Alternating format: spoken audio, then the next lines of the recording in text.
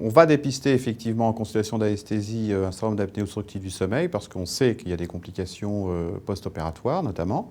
Donc il y a un certain nombre de travaux qui ont été réalisés, des études que l'on fait chez les patients qui vont se faire opérer et qui ont permis de mettre en place un questionnaire. Donc on va interroger les patients en consultation d'anesthésie sur un certain nombre de critères et en fonction du nombre d'éléments que l'on va pouvoir mettre en évidence, eh bien, on va pouvoir décider s'il y a un risque ou non de syndrome d'apnée obstructive du sommeil. Alors, on peut retenir comme ça le poids. Vous savez que si on a une surcharge pondérale, une augmentation du poids, il y a un risque surajouté. Le sexe masculin, l'âge, on sait que si on a un âge supérieur à 50 ou 55 ans, la présence de certaines pathologies, de certaines maladies comme l'hypertension artérielle par exemple, sont des facteurs qui vont prédire le risque d'avoir un syndrome d'apnée obstructive du sommeil.